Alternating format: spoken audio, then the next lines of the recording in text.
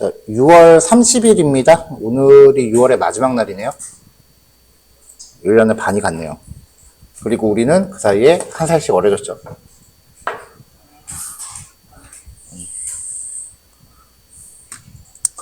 그래서 지난주까지만 해도 야야거리던 집사람한테 이제 오빠 소리를 당분간 들을 수 있게 됐는데 징그러워서 하지 말라 그랬어요.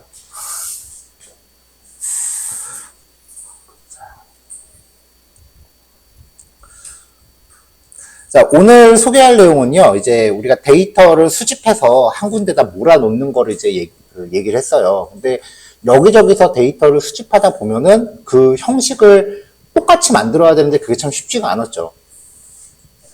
그래서 그런 것들을 처리하는 과정을 이제 데이터 전처리라고 불러요. 여기서 말하는 전이 이제 이 뜻이에요. before. 그래서 본격적으로 분석하기 전에 분석에 적합하게 데이터를 가공하는 작업이고요. 다른 말로 이제 데이터 가공 혹은 데이터 핸들링 뭐 이런 얘기로 하기도 하고요. 영문권에서는 프리프로세싱이라는 얘기도 많이 써요. 자, 이 전처리라고 하는 과정을 통해서 하는 주요 작업은요. 일단은 행이나 열을 재배치하거나 데이터 자체를 재배치하는 뭐 이런 과정들이 있어요. 행이나 열을 재배치하는 거는 행 혹은 열에 대한 재배치, 순서를 다시 바꾼다거나 아니면은 이름을 바꿔준다거나 데이터를 정렬을 시킨다던가 필요 없는 데이터를 빼기 위해서 필터링을 한다거나 아니면은 행이나 열을 추가 혹은 삭제를 한다거나 이런 과정들이 있고요. 이건 이제 그 단일 데이터 프레임에 대해서 수행이 되는 작업이죠.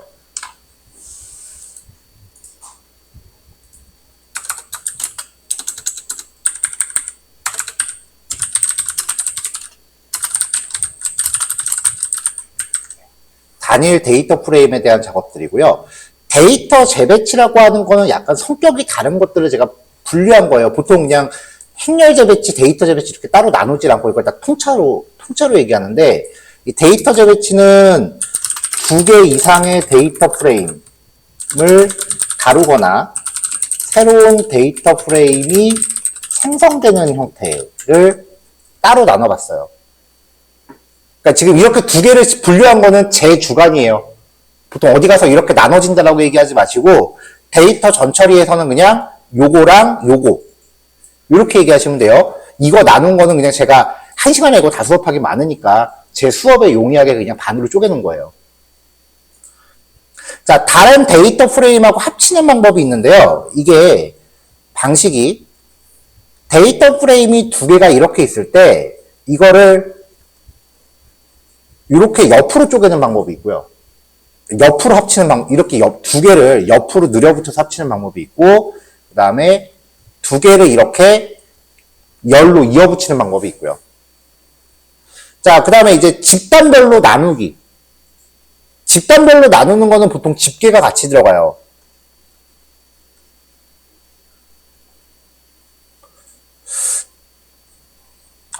집단으로 나누는 거는 여기 들어갈 얘기가 아니네요. 얘는 뺍시다. 얘는 이제 그룹 분석이라고 해서 CD에서 얘기하는 게 맞을 것 같고 그 데이터를 재배치, 피벗 테이블이라고 하는 형태가 있고요. 그 다음에 교차표라고 하는 형태가 있어요. 피벗 테이블은 그래도 왕년에 엑셀 좀 다뤄보신 분들은 들어봤을 거고요. 교차표라는 것도 사실 피벗 테이블의 한 종류라고 보셔도 될 것 같은데 얘도 일종의 그 집계 같은 게 좀 발생을 해요.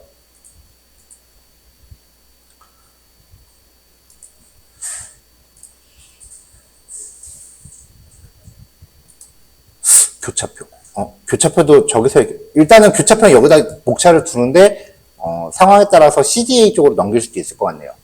자, 우리가 데이터 프레임을 다룰 때 얘네들을 재배치하면은 데이터 프레임이 이렇게 생겼었죠. 이렇게 해서 이제 세로로 이렇게 쭉 들어갔었잖아요. 그리고 이 부분을 인덱스라고 부른다고 했고요. 그 다음에 위쪽에 있는 요 행을 컬럼 혹은 필드라고 부르는데 요 한 단위요. 요 한 단위.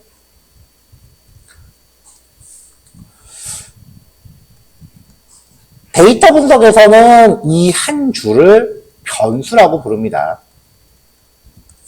변수라는 얘기에 대해서는 얘기했었죠.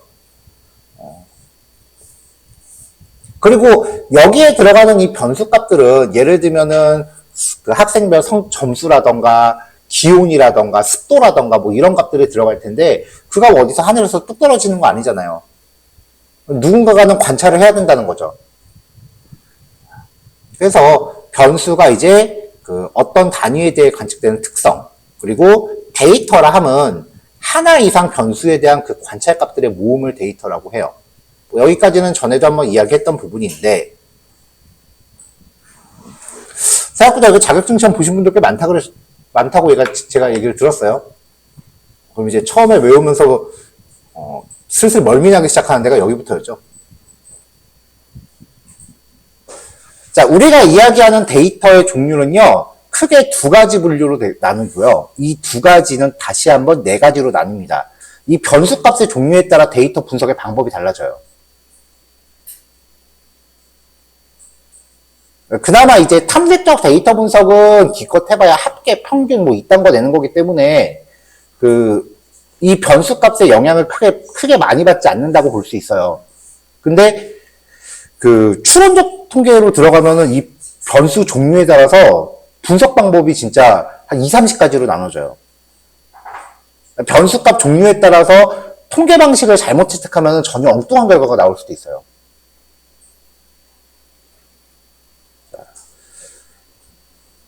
보통 이제 변수를 이야기할 때 좀 통계 쪽에서 고인물이신 분들은 이거를 이제 척도라는 이름으로 불러요.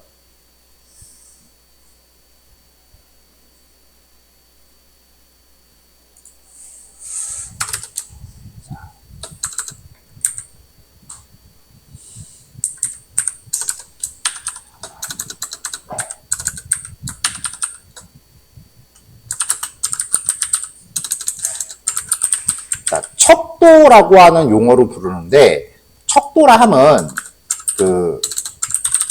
사물이나 사람 등 대상의 특성을 통계상의 수로 표현하기 위해서 체계적으로 그 숫자를 부여한 것이에요. 그냥 데이터예요.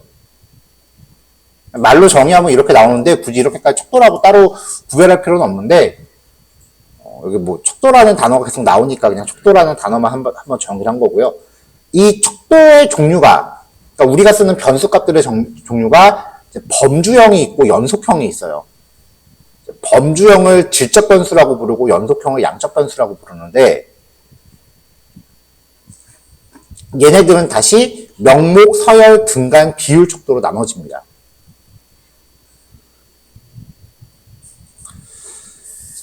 자, 그럼 일단은 범주형 변수에 대해서 먼저 얘기를 좀 해볼게요. 일단은 좀 러프하게 본 다음에 디테일하게 넘어갑시다. 자, 명목 척도. 카테고리별로 분류한 거예요. 가장 대표적인 게 남자, 여자. 그렇게 분류해서 기호를 부여한 거예요. 제가 엊그저께 실제 실무 가서 접할 데이터다라고 해서 엑셀 파일 되게 큰 거 보여드린 적 있죠. 그 파일을 보면은 남자는 1루 표기하고요. 여자는 2루 표기예요. 이런 식으로 이제 기호를 부여해 놓은 거. 어떤 데는 남자는 뭐 M이라고 표기하기도 여자는 F라고 표기하기도 하죠. 어쨌건 표기할 때는 실제 있는 대로 이렇게 갖다 놓지 않고요. 이걸 최대한 심플하게 기호화합니다. 왜냐면 얘네들도 결국 파이썬으로 가져가면 뭐 통계상으로 봤을 때 좀 더 간단하게 표시하려는 하는 이유도 있겠지만 우리한테 맞게 얘기를 해본다면 남자, 데이터로 치면 문자열이죠. 두 글자니까 더군다나 한글이니까 용량을 따지라 그러면은 최소한 뭐 6바이트 이상이에요. 근데 단순하게 숫자 1하고 2면은 정수는 4바이트니까 용량이 확 준다고요. 변수값의 용량이 준다라는 거는 대용량을 처리했을 때 그만큼 처리 속도가 빨라진다는 얘기예요. 예, 그렇기 때문에 이렇게 심플하게 기호화해, 오히려 프로그램일수록 기호를 더 기호화를 해야 돼요.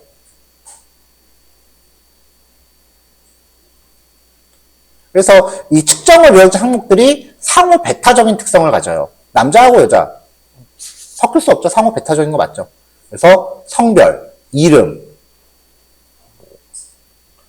악기 번호는 이건 이제 어디서 잘못 갖다 붙인 것 같다.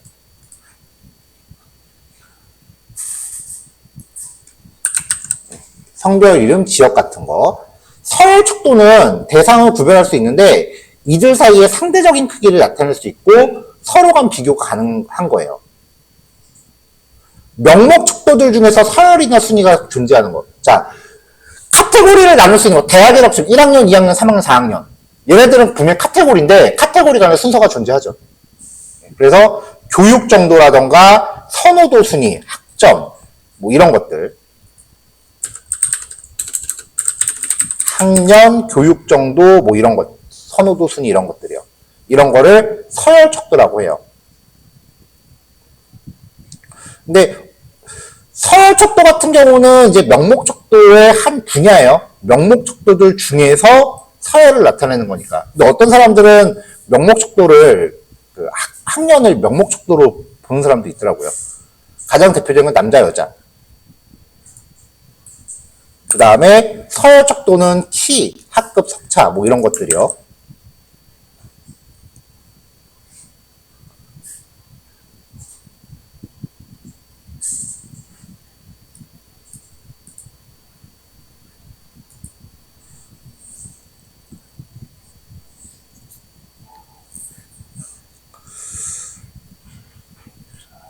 네 개.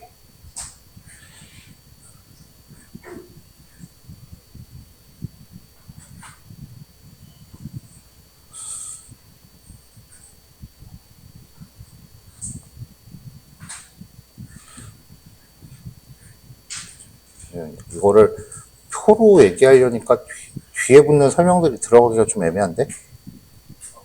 질문 하나만 해도 응.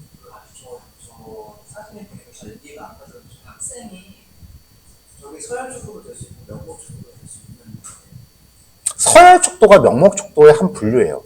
안에 들어가. 네. 그러니까 이 학급 석차도 명목 척도가 될 수 있는 거죠.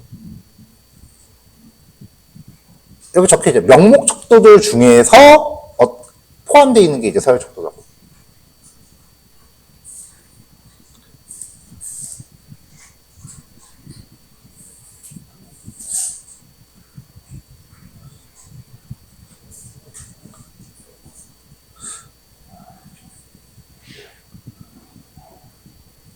이거 잠깐만 이거 표를 좀 무너뜨려야겠다.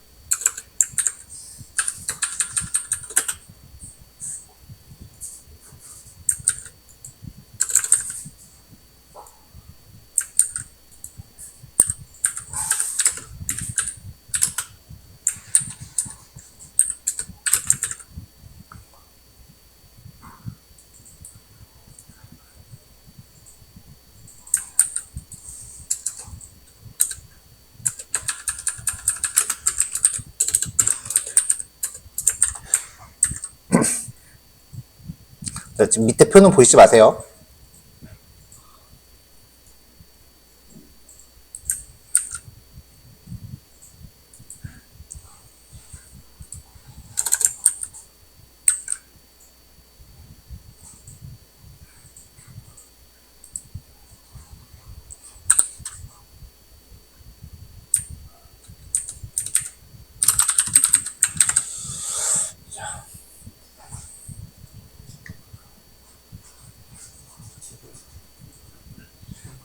자, 이게 지금 표를 무너뜨린 이유가요. 몇 가지 설명을 좀 더 넣으려고 한 건데요.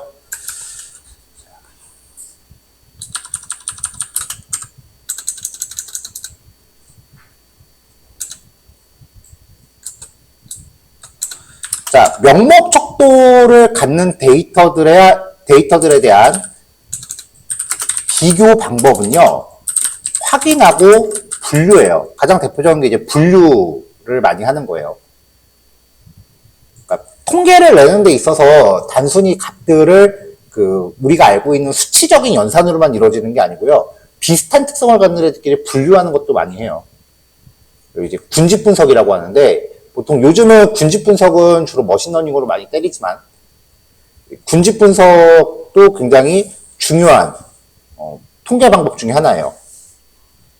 그래서 명목 척도의 주요된 연산 방식은 같은 질을 확인하는 이퀄 연산이고요. 그 다음에 통계 방법은 최빈치를 많이 씁니다. 각각의 값별로 얼마만큼 등장하는지 등장 횟수. 만약에 성별이라고 하면 남자가 10명, 뭐 여자가 10명, 뭐 이런 식으로 각각 몇 개씩 등장한다라는 걸 처리하는 최빈치고요. 그 다음에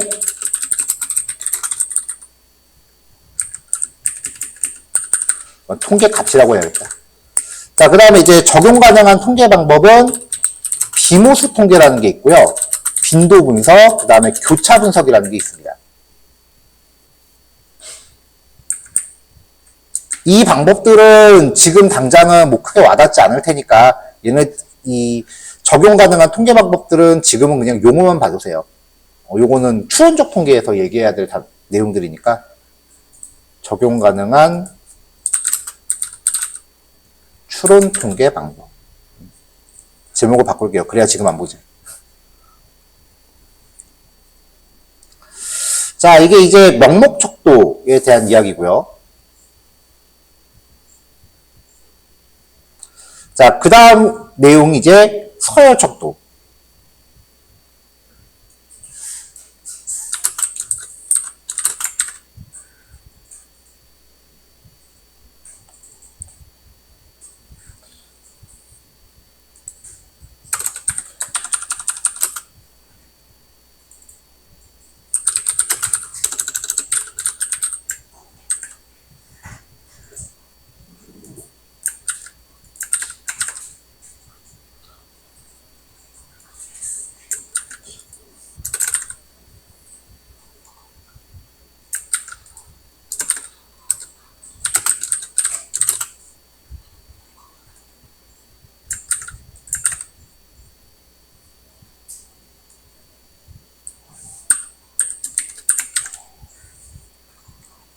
자, 서열 척도에 대해서 이제 아까 이렇게 설명을 했었어요.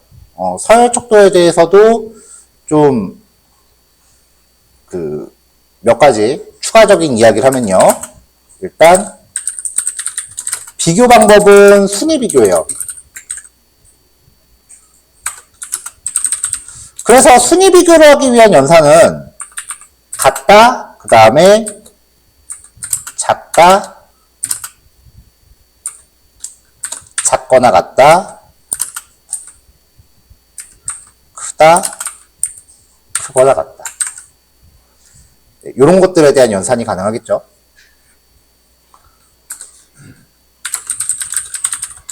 자, 그래서 이제 서열 척도에 대한 통계값은 최빈값, 그 다음에 중앙값이고요. 그리고 적용 가능한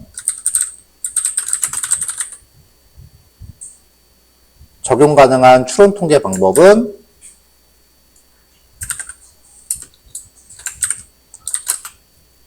얘도 이제 비모수 통계라는 방법이 있고요. 그리고 서열에 대한 상관관계를 분석하는 방법이 필요해요.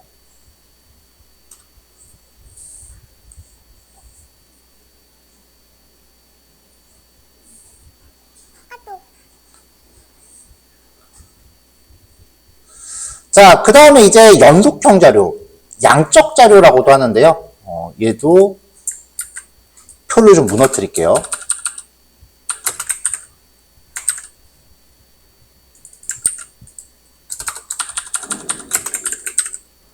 등간 척도하고 비율 척도가 있고요.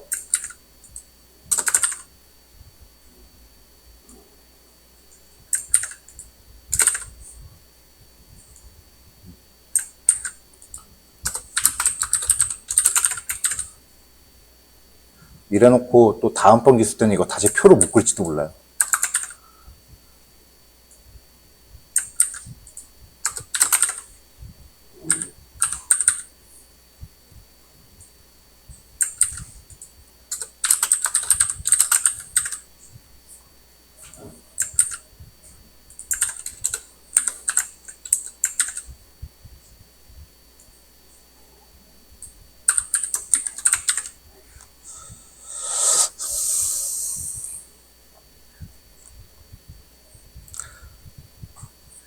자, 등간척도는요, 상호 간의 서열뿐 아니라 인접한 두 변수값의 차이가 일정한 애들이에요. 등간이라고 하는 게 보통 이제 균이랑 간격으로 있다는 거잖아요. 같은 간격.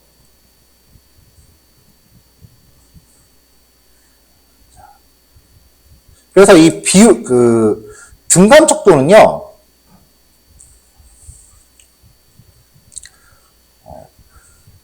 이제 가장 대표적인 예시로 얘기하는 게 온도하고요.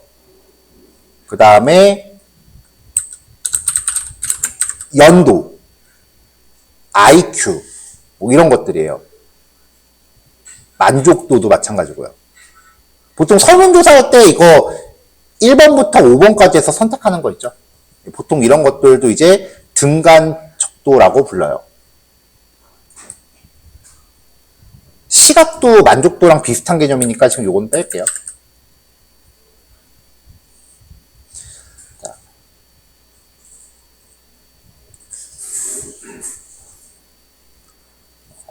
연도 같은 경우에 가장 대표적인 케이스는 이제 올림픽이나 월드컵 같은 거. 4년에 한 번씩 뜨잖아요. 이런 것들을 이제 등간척도라고 합니다.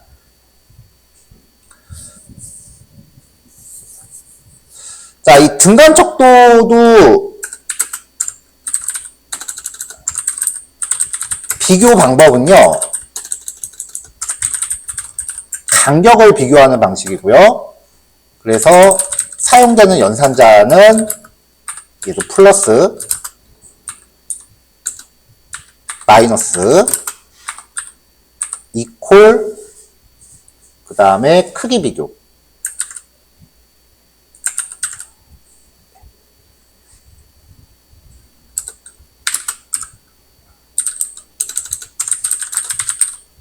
사용되는 통계값은 최빈값, 중앙값, 그 다음에 산술평균. 여기서 말하는 산술평균은 그냥 평균이에요.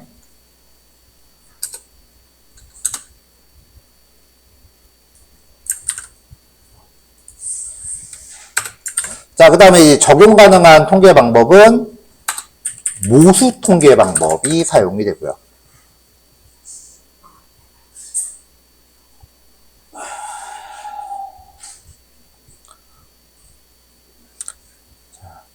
자, 마지막으로 비율척도는요, 상호 간의 서열이나 크기 차이, 크기 비교, 이런 것들이 계산까지 가능한 척도예요. 계산이 가능한 거. 사실, 매우 불만족하고 약간 불만족은 서로 간에 뭐 계산이 가능한 형태는 아니잖아요. 근데 얘네들은 숫자 값에 대한 계산이 가능해요. 그리고 등간 척도 중에 아무것도 없는 상태를 0으로 설정할 수 있는 척도예요.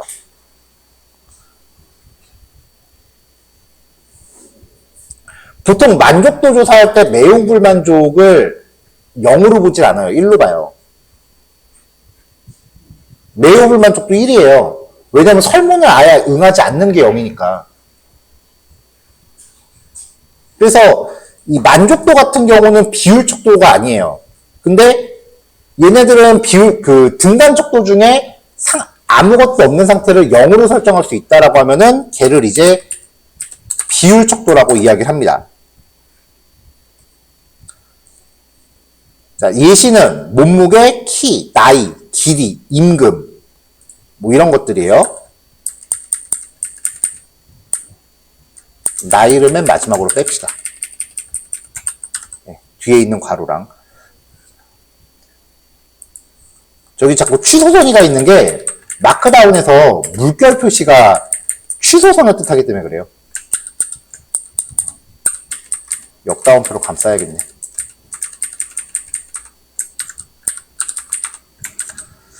자, 나이를 뭐 이런 식으로 이제 내가 구간을 이렇게 나눴다. 이때 0이라는 개념은 아직 태어나지 않았다는 걸 뜻하는 거니까요. 근데 이거 바뀌어야겠다. 지금 바꾸기는 좀 제가 부담이 돼서 안 바꿀 텐데, 이제 영살이 가능하잖아요. 이제 만 나이. 네, 불과 3일 만에 지금 이 문장을 바꿔야 될 리 지금 안 바꿀게요. 나중에 정의가 어떻게 될지 모르겠다.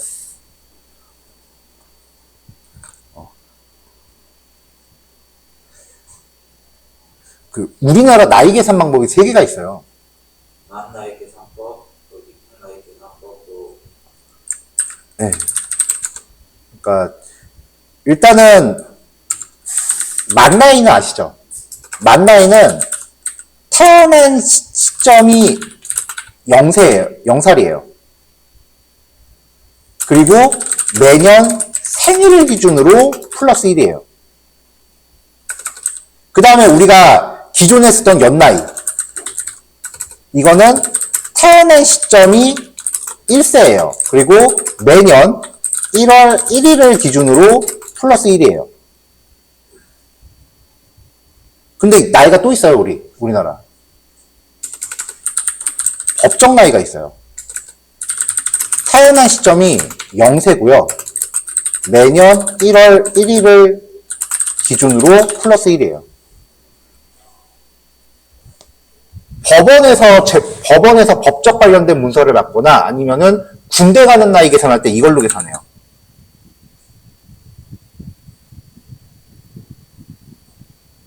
근데 지금은 이게 없어졌죠.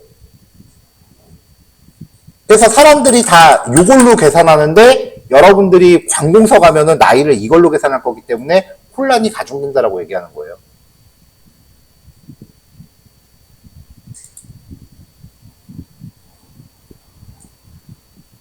법정 나이라는 게 있습니다.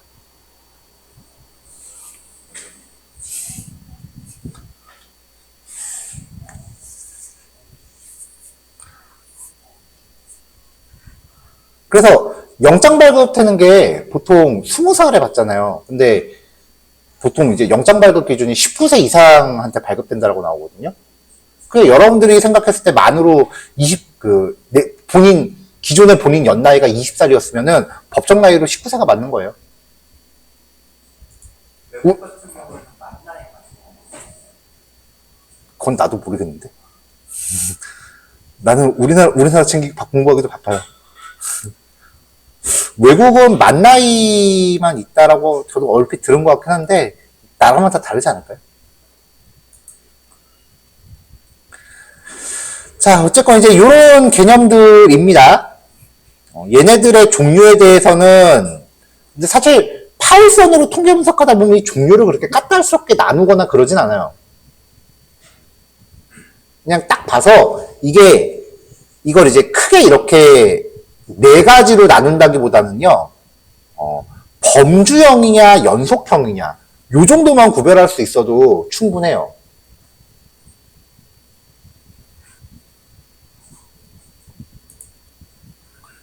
왜냐면은 일단은 파이썬 데이터 프레임으로 데이터를 갖고 들어오면 얘가 숫자 값인 줄 알았는데 나중에 알고 봤더니 문자열이더라. 그런 경우가 꽤 많거든요. 근데 이게 문자열일 때 잘 봐야 돼. 이게 범주형이냐 연속형이냐에 따라서 형변환을 해야 되는, 데이터 타입을 변경해야 되는 방식이 바뀌거든요. 지금까지 우리가 알고 있었던 데이터 타입은 인트, 플루트, 스트링, 리스트, 딕션 이런 거밖에 없는데, 범주형 면에서는 카테고리컬이라는 데이터 타입도 있고요. 그러니까 여러분들이 알고 있는 세계관이 더 확장이 된다고요, 이제 앞으로. 근데 여기에 갈려져 있는 이 트리가 그 세계관을 확장하기 위한 기준점들이 되는 거라는 거죠. 그래서 범주형하고 연속형은 최소한 구별은 해야 돼요. 요거 4개는 나도 볼 때마다 헷갈려, 사실. 근데 이게 더하기 빼기 곱하기 나누기를 해야 되는 숫자 값이냐, 아니면은 종류를 구별해야 되는 종류 값이냐. 이 정도는 그래도 확실하게 구별을 해야 앞으로 코드 처리하는데 지장이 없다라는 거죠.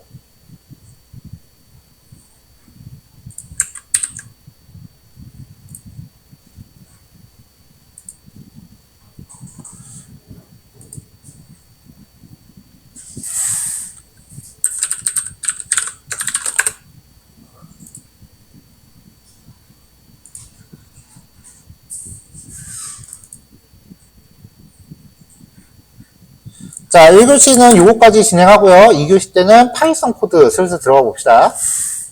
자, 요 파일을 지금 단톡방에 놓을게요.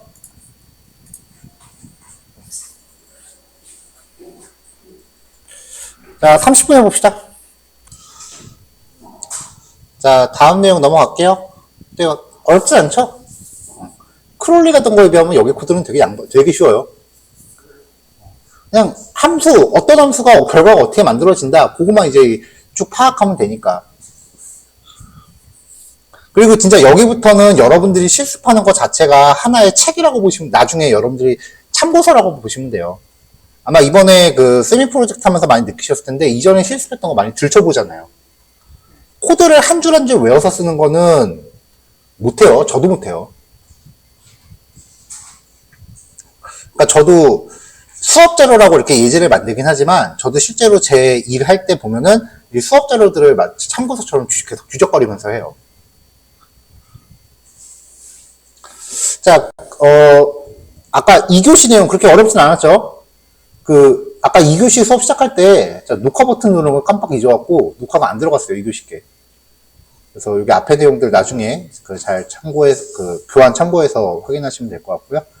자, 그 다음에 이제 열이나 행을 추가하는 과정입니다.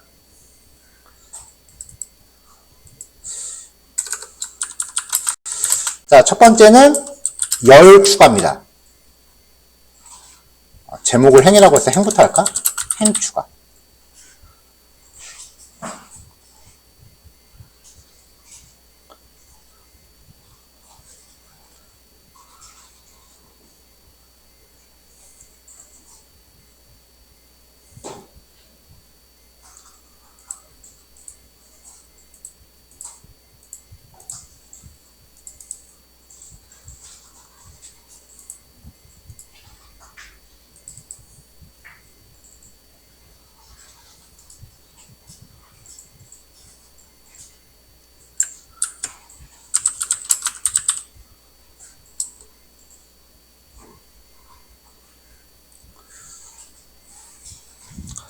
자, 행을 추가할 때는 추가하는 데이터 형태에 따라서 여러 개가 있어요. 자, 일단은 이 행 추가의 특징은요, 원본 자체가 수정됩니다. 얘만큼은 항상 원본 자체가 수정이 돼요. 리스트로 추가하기입니다.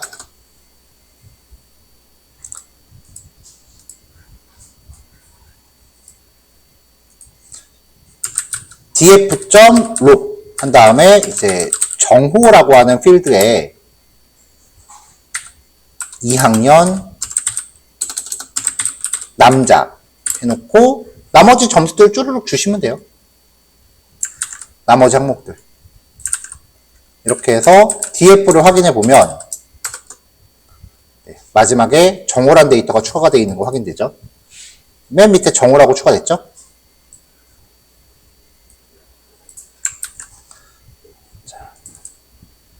자, 추가할 때 유의사항은요, 추가될 행의 인덱스 이름을 지정해야 되고요. 그 다음에 리스트로 추가할 경우 데이터 프레임의 컬럼 순서에 맞게 지정해야 돼요. 그러니까 이 리스트의 원소들이 각각 이 컬럼 순서에 맞아야 돼요. 그 다음에 누락되는 값이 있거나 값의 수가 초과할 경우 에러예요. 그러니까 개수 딱 맞아야 돼요. 자, 그 다음은 딕셔너리로 추가하는 경우에요. 자, 딕셔너리로 추가할 때는 컬럼 순서는 상관이 없어요. 왜냐면은 딕셔너리의 형태 자체가 키 밸류잖아요. 그러니까 키가 데이터 프레임의 컬럼을 의미하기 때문에. 근데 이때도 자, 위의 문장 복사합시다. 누락되는 값이 있거나 값의 수가 초과되면 이때도 에러예요. 자, 민정이라는 이름으로요. 성별, 학년, 국어, 영어, 수학, 과학 이렇게 딕셔너리 형태로 추가하면은 맨 마지막에 민정이라는 데이터가 추가가 됩니다.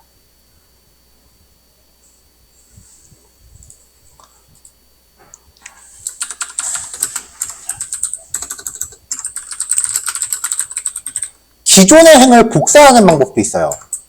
뒤에 철수 데이터, 여기 철수 데이터 메뉴에 있죠. 이 철수 데이터를 그대로 복사해서 철민이라는 이름으로 넣어볼게요. 이렇게요.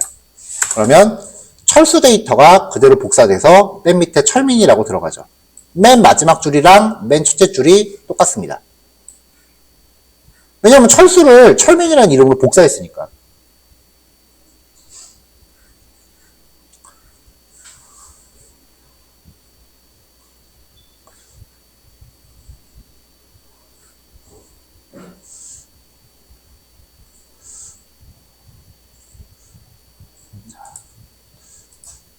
중간에 하나 더 넣고, 이건 지금 생각이 난 건데.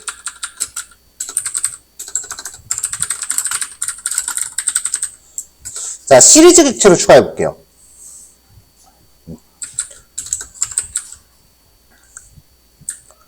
df.log 얘는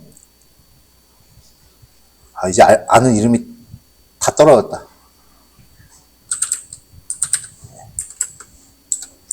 형석은 시리즈.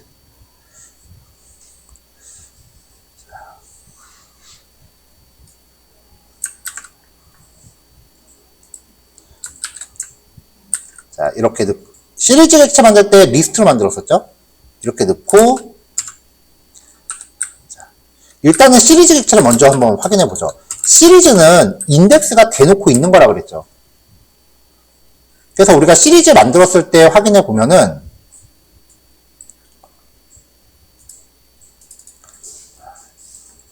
맨 마지막에 시리즈 만들 때 이런 식으로 인덱스라는 이름으로 넣었어요.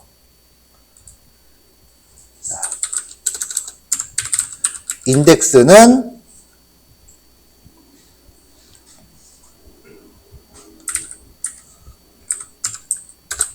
학년, 성별, 국어, 영어, 수학, 과학 해서 S를 출력하면은 이렇게 시리즈 객체가 만들어진다고요. 자, 인덱스라고 만들었지만 데이터 프레임은 각 세로로도 시리즈고 가로로도 시리즈라고 그랬죠. 그러니까 가로로 두면 얘가 컬럼 이름이 될 거예요. df.log 얘는 이름 뭐라고 넣을까? 형석 에다가 s를 넣으면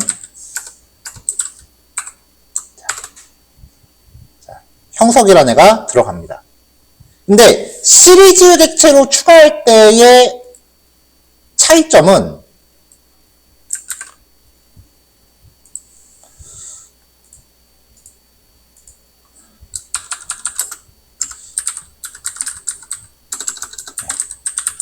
이 있는 경우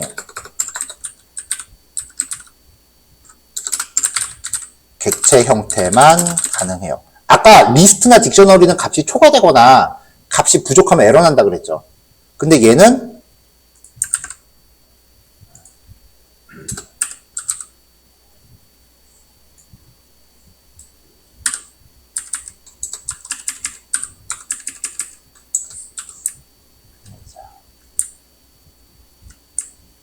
학년, 성별, 국어, 영어를 빼봅시다. 자, 이렇게 하면 얘는 빈값이 가능해요. 그러니까 데이터가 개수가 부족하거나 초과될 때는 무조건 시리즈로 넣어야 돼요.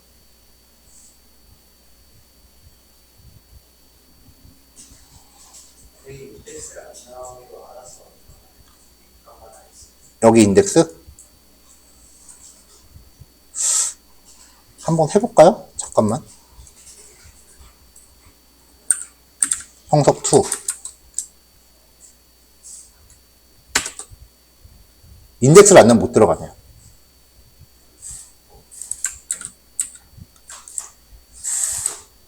이건 여기다 적용합시다. 시리즈 객체의 인덱스가 지정되지 않은 경우 값을 추가할 수 없다.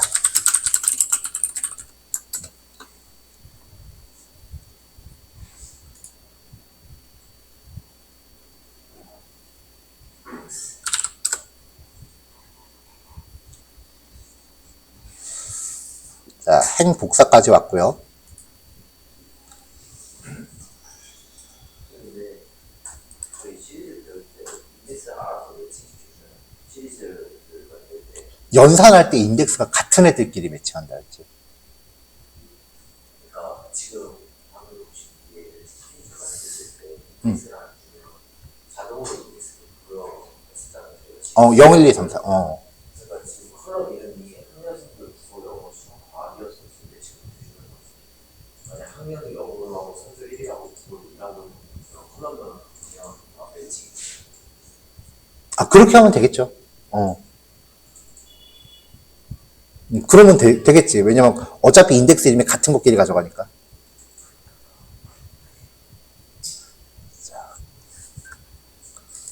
자, 그 다음에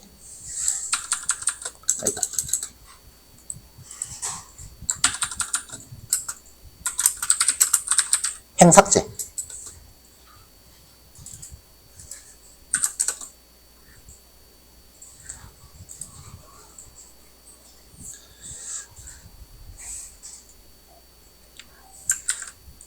자, 행에 대한 삭제는 원본 자체가 행에 대한 추가는 원본 자체가 변하는데 삭제는 결과가 반영된 새로운 복사본이 만들어져요. 그래서 K1은 df.drop 철민을 지어봅시다. K1. 자, 지금 기존 데이터가 섞고 다음에 철민이었죠? 드롭하면 이제 철민이 없어졌죠.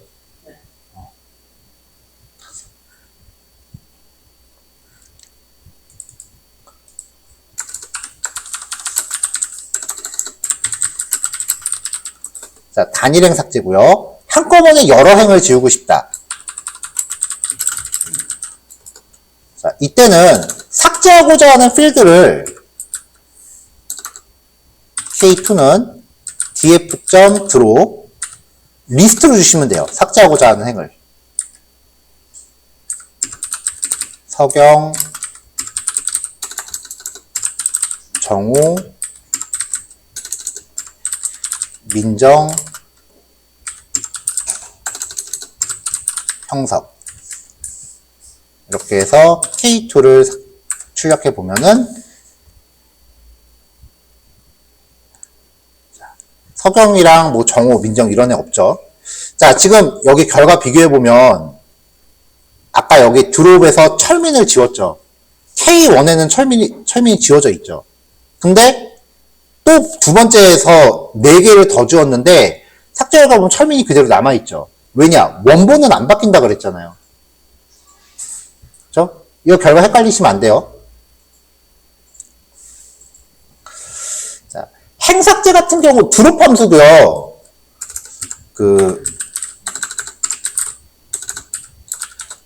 메서드라고 불러야죠. 메서드도 인플레이스 트루 파라미터 적용이 가능해요. 그럼 원본에 바로 반영이 됩니다.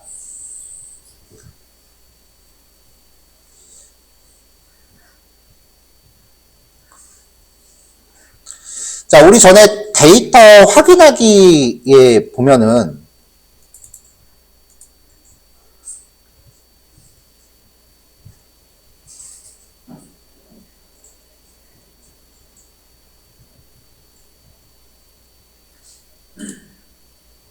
아, 데이터 확인하기 위해서 그 내용이 없었구나.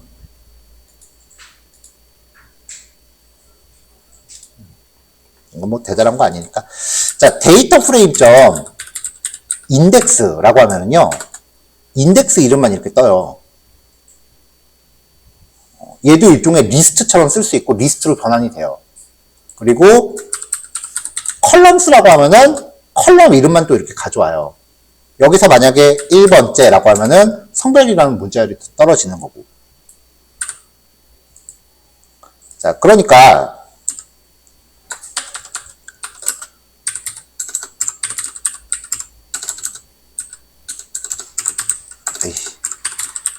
아이, 인덱스에 대한 인덱싱으로 삭제하기. 무슨 말이냐면 위의 변수가 K2에서 K3는 df.drop 한 다음에 df.index에 뭐 1번째를 지워라, 0번째를 지워라. 그러면 인덱스의 0번째는 철수잖아요. 그러면 철수를 지울 수 있는 거지. 위에 철수가 지워지죠? 근데 이게 된다면 인덱스에 대한 슬라이싱으로 삭제하기. K4는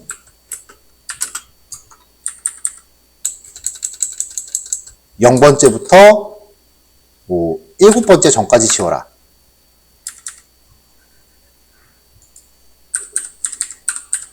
그래서 K4를 출력하면은 훨씬 많이 지워지는 거죠. 이런 식으로 범위를 지정해서 삭제할 수도 있어요.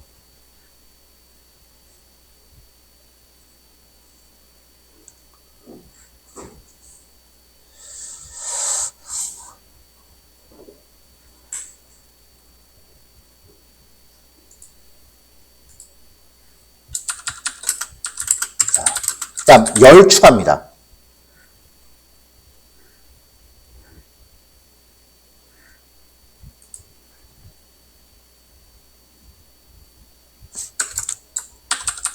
자, 얘도 리스트로 추가하기.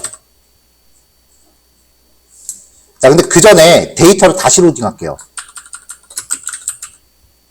예제 진행을 위해 데이터 초기화할게요. 리드 엑셀 하면서 다시 불러오겠다고. 지금 너무 많아졌으니까. 추가하느라고 되게 많아졌잖아요, 값들이.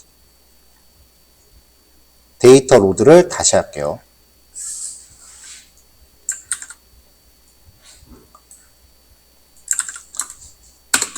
자, 데이터를 이렇게 다시 가져왔어요.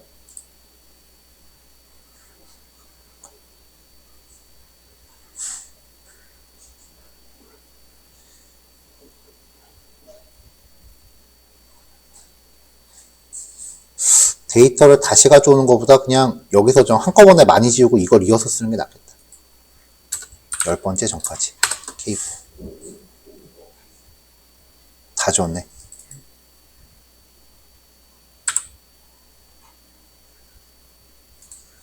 얘 때문에 그렇구나.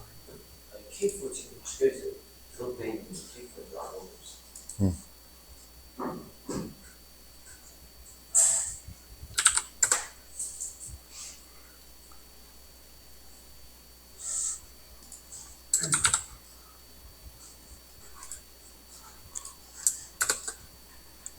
자, 여기서 시작합시다.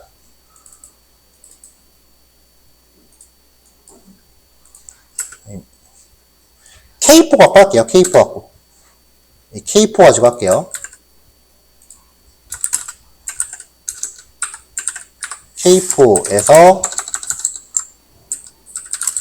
이어서 진행.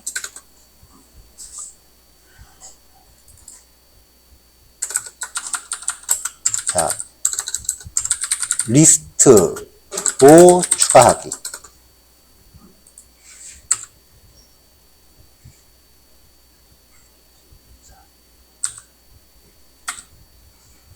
자, 얘도 원본에 즉시 반영됩니다.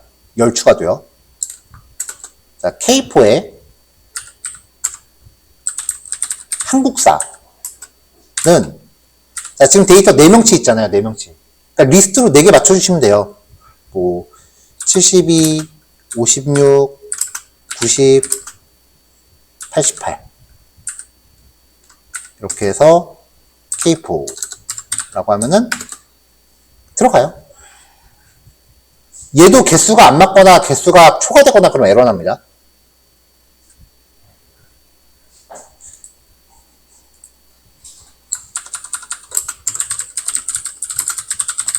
자, 얘도 딕셔너리 추가 되겠죠? K4에 세계사는 민정은 90. 오, 좋아. 자, 그럼 세계사 점수 추가되고요. 그럼 얘도 시리즈로 추가되겠죠?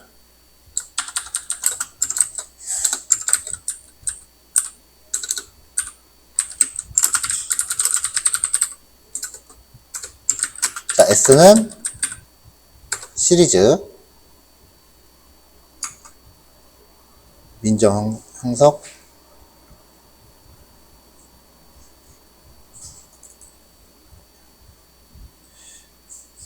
민정 형석 석호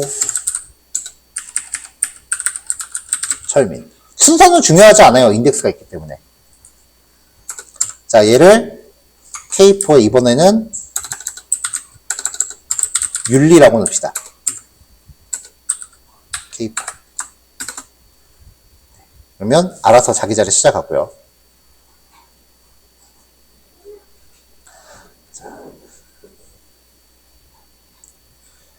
자, 시리즈로 추가할 때도 이제 지금 보시다시피 각 값이 연결된 행의 이름을 인덱스를 넣어야 되고요. 그 부분적으로 값을 비워둘 수 있어요. 아까처럼.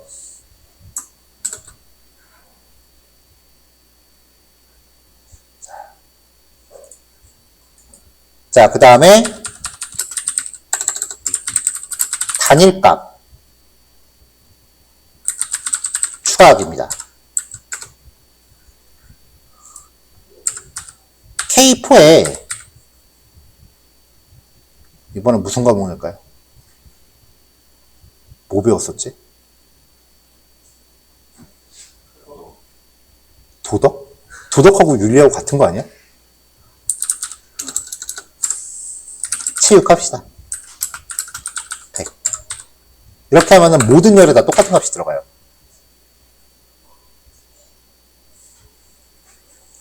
자, 이거 말고요. 그 다음에 뭐 합계를 구해서 넣는다거나 평균을 구해서 넣는다거나 이런 식으로 해서 뭐 민정이의 총점, 뭐 형석이의 평균값 뭐 이런 식으로 그 계산되어진 값을 넣는 것도 가능한데, 이거 지금은 그냥 단순하게 값만 늘리는 건데 그렇게 계산되어진 값을 생성하는 거는 그 데이터 전처리 과정으로 보진 않고요. 파생 변수 추가라 그래서 그 CDA 탐색적 데이터 분석의 일환으로 보니까 파생 변수 추가하는 거는 따로 소개를 할 거예요.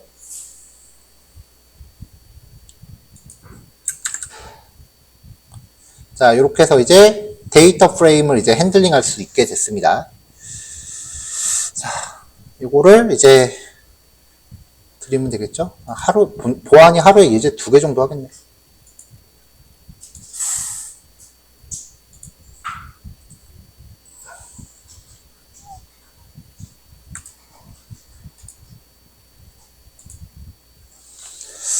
자, 이렇게 쭉 진행이 됐는데요.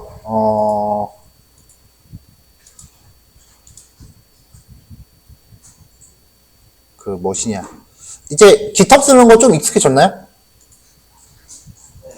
네, 명령어 쓰는 거 좀 익숙해졌죠? 그럼 다음 단계로 넘어갑시다. 비주얼 스튜디오 코드, 지금 여러분들이 GitHub에서 클론 받은 폴더를 열고 있을 때, 비주얼 스튜디오 코드로 GitHub에서 클론 받은 폴더를 열고 있으면은, 여기서 내가 막 파일을 고치면, 아이콘 중에 3번째 있죠? 소스 제어라고 되는 거. 이게 GitHub이에요. 여기 누르면 여기에 커밋 메시지 적을 수 있어요.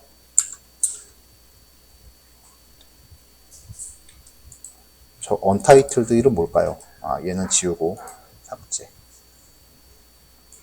여기서 데이터 전처리 1 해놓고 이제 커밋을 누르면은 얘가 커밋과 푸시를 동시에 해요. 아, 커밋만 하는구나. 변경 내용 동기화 누르면은 확인.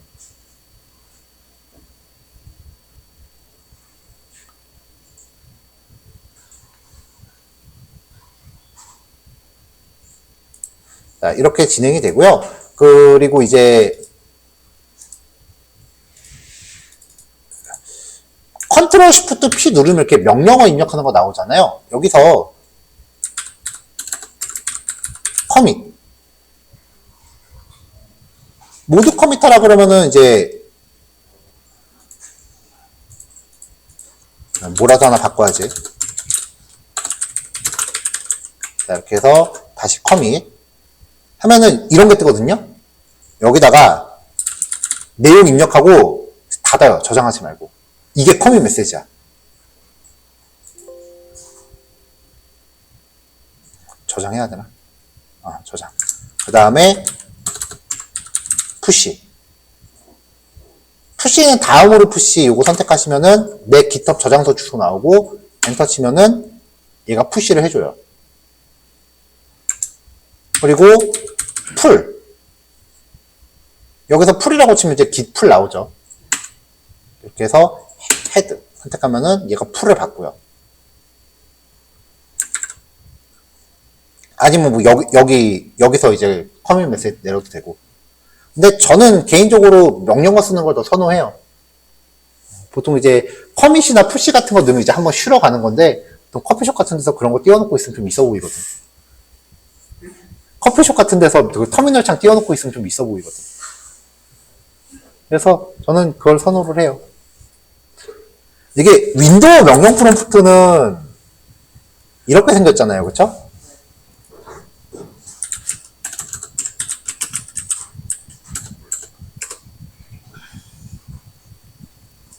근데 제가 개인적으로 맥을 쓴다 그랬었잖아요. 맥이나 리눅스는 터미널 창을 커스터마이징 할 수 있어요.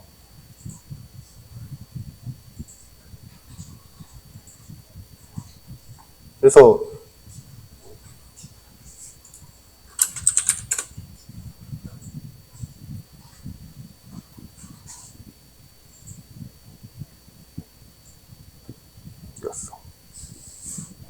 뭐 예를 들면 뭐 이런 식으로.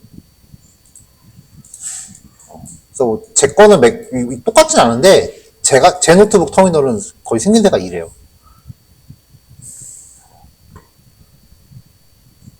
말 그대로 있어 보이려고. 윈도우는 그런 게 없죠.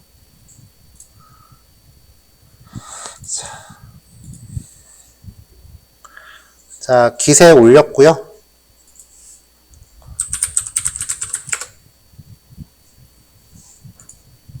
자, 여러분들 지금 안 나오신 분이 2분 계시는구나.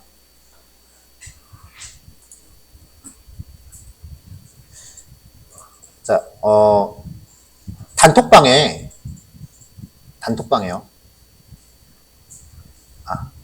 그러지 말고 그냥 이참에 하나 팝시다.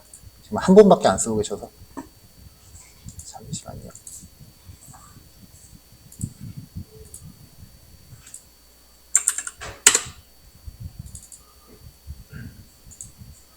자, 오픈 채팅인데요. 요거 들어오시면은 저하고 1대1 채팅으로 연결돼요. 제발 들어오실 때 대화명 본인들 실명 부탁드립니다. 안 그럼 누가 누군지 모릅니다.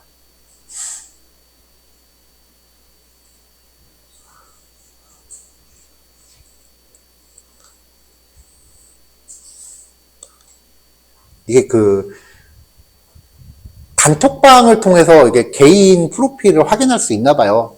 아시는 분들은 몇몇 분들은 저한테 개인 메시지 보내시는 분들 계신데,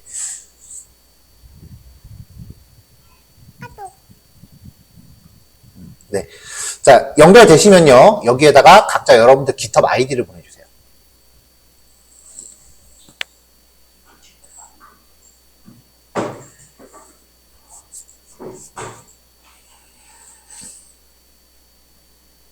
주소만 받을게요. 주소 말고 아이디.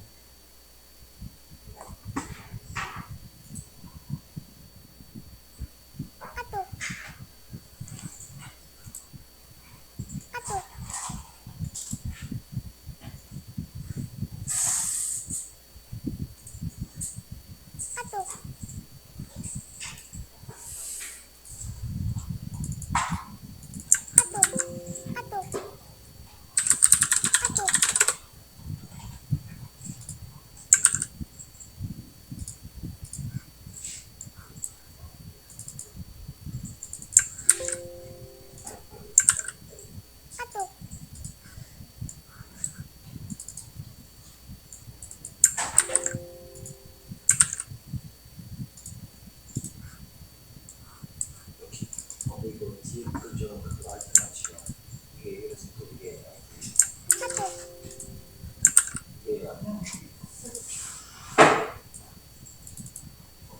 이게 아니에요.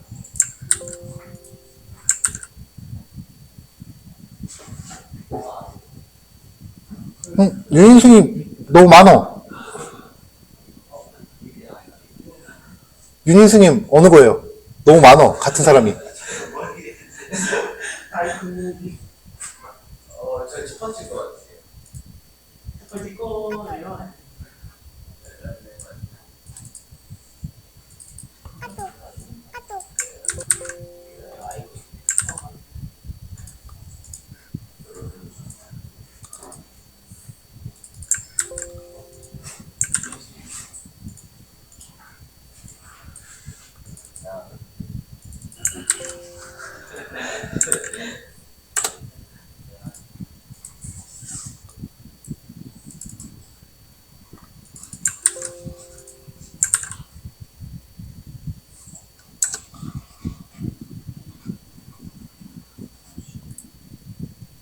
오지우님 이거 맞나요?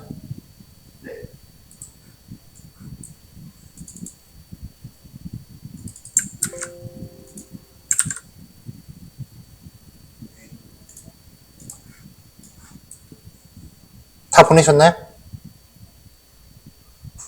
자, 그럼 각자 여러분들 메일 확인하시면 초대 메일 왔을 거예요.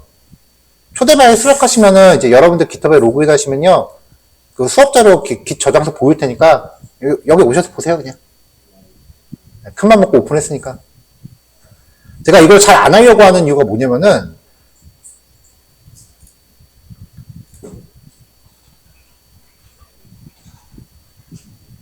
실습할 때 그냥 복사해서 붙여놓고 그게 자기 실력이라고 하는 사람들이 있어요.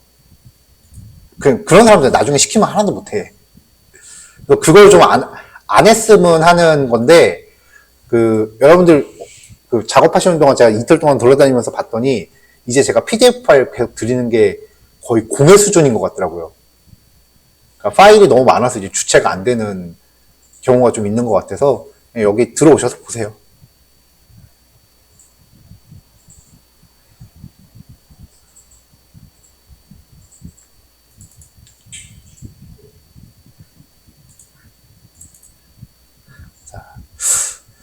자, 이제 오전은 여기까지 정리합시다.